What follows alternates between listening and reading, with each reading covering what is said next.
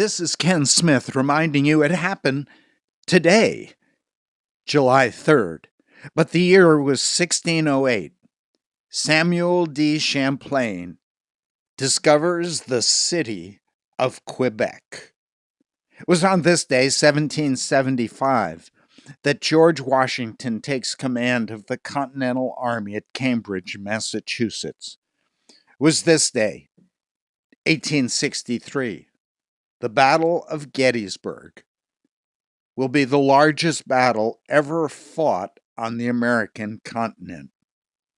It was on this day, 1871, Jesse James robs a bank in Croydon, Iowa, gets away with $45,000. It was on this day, 1966, race riots occur in Omaha, Nebraska.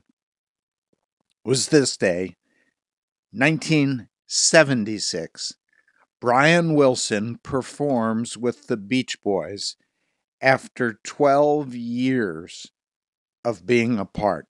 It was on this day, 1985, that Tinkerbell's first nightly flight at Walt Disney World, Florida occurs. It was on this day, 1985, Back to the Future with Michael Fox is released. It was on this day, 1986, that President Reagan presides over the relighting of the renovated Statue of Liberty. But that was July 3rd in the past. This is July 3rd, 2020. Hong Kong. The police have made their first arrests based on China's new security laws. And the first man arrested was holding a sign near a causeway. Later, water cannons were used on 87 people who were arrested for protest.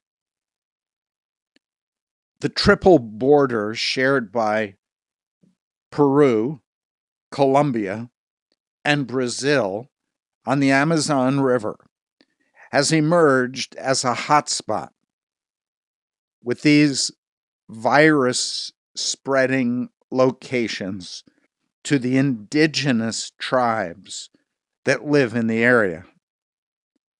If the virus fully reaches them, it could destroy those tribes and decimate indigenous people.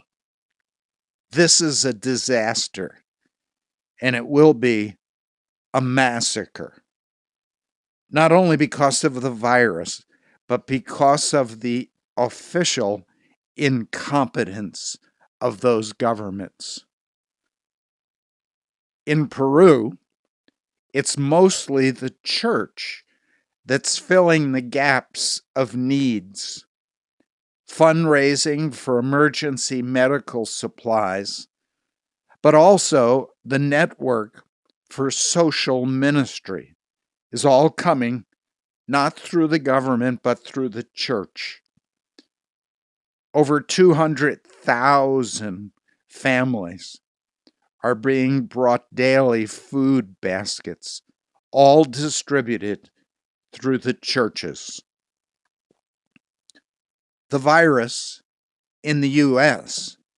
has claimed at least 122,000 more lives than would have been expected in a normal year, for an increase of 18%. But this is just the national average, and the excess death rate was particularly high in virus hotspots like New York City.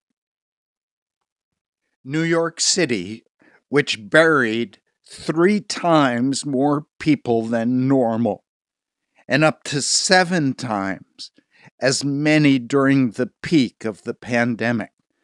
And that's according to a recent study carried out by Yale University and published in JAMA Internal Medicine. In New York City, the expected deaths under a demographic model based on statistics from the previous year would be 13,000. But this time, the number from March to the end of May was 38,170. Nationwide, federal and local officials are reporting alarming spikes in drug overdoses, a hidden epidemic within the coronavirus pandemic. Emerging evidence suggests that the continued isolation, economic devastation, and disruptions in the drug trade are fueling the surge. In Milwaukee, the dispatch calls for overdoses have increased more than 50%.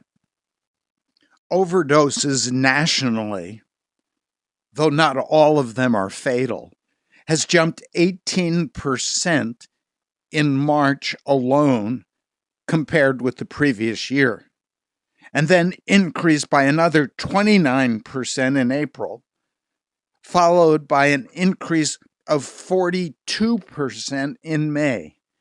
That's according to the Overdose Detection Mapping Application Program.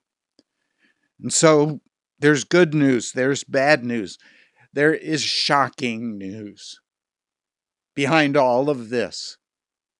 The news that this is the day that the Lord has made. We will rejoice and be glad in it. This is Ken Smith, reminding you it happened today, July 3rd, 2020.